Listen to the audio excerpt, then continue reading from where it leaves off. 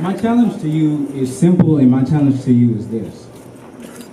How much are you personally willing to invest to make sure that this event, this vigil, doesn't become an annual event? How important is it to you to make this not something that we do? We had to do this last year.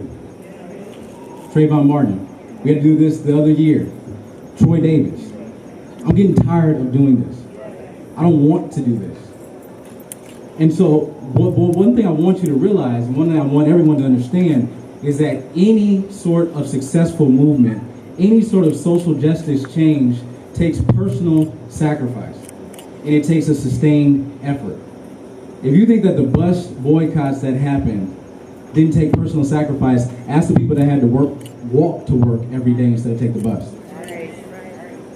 If you think that sitting in those segregated counters and getting beat on didn't take personal sacrifice, ask the people that got spit on and beat on day after day after day.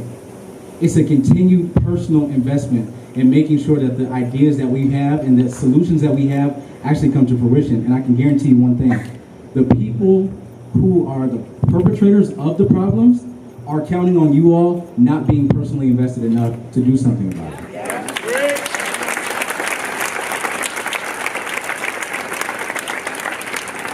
They're counting on the photograph and this image right here to be the end of it.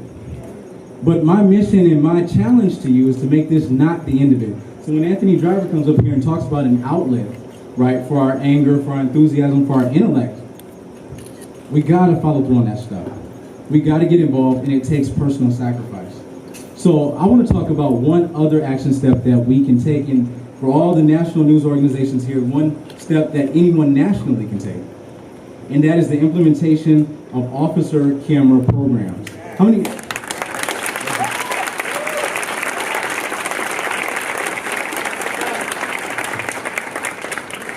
One particular program that I researched recently was in California.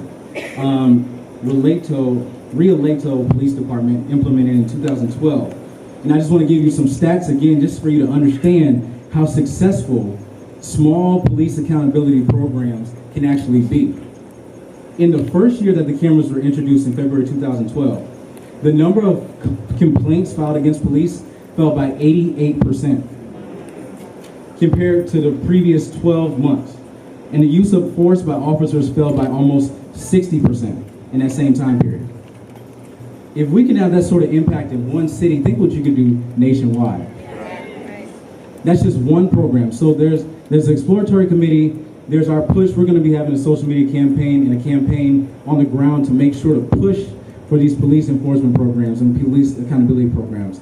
But I wanted to just personally challenge each one of you, because as I sat there and watched the news, I'm challenged personally to ask myself, what have I done to make a difference? And that's why HUSA wanted to have this sort of event. And I'm encouraged by the number. Look around how many people are here. That's encouraging. That's something to talk about.